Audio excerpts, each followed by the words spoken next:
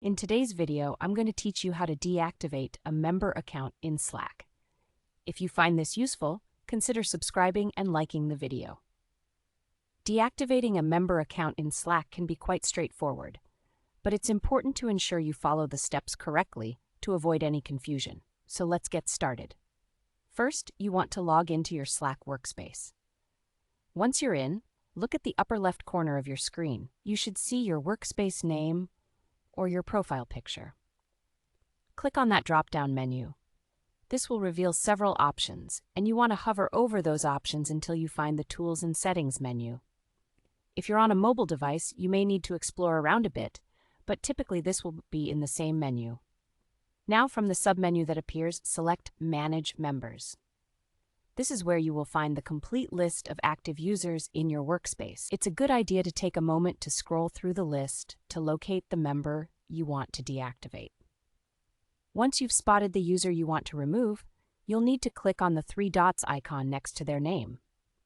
This icon usually represents additional options and will help you access the functionality you need to proceed. After clicking on those three dots, a menu will pop up presenting you with various options, and here you will want to select Deactivate Account. At this point, it's crucial to be aware of what happens next. After you click Deactivate Account, a confirmation prompt will appear on your screen. This prompt serves a very important purpose. It notifies you that the user will entirely lose their access to the workspace. However, it also mentions something quite significant. Their sent messages and any files they've uploaded will still remain accessible to you and other members of the workspace. This is key information to keep in mind, especially if you need to reference previous communications or shared documents. Once you've read through the confirmation message and you're sure about your decision, go ahead and click Deactivate. It's that simple. Just like that, you've successfully deactivated a member account in Slack. Keep in mind, if you ever need to reactivate this account in the future, you can easily do so by following a similar set of steps, but choosing to reactivate instead.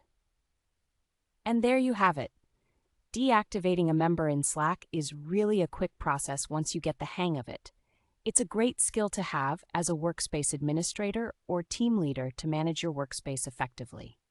If you have any questions or need further clarification on any of these steps, feel free to leave a comment below. I'm here to help. Thank you for watching, and don't forget to like this video and subscribe for more useful tips and tutorials.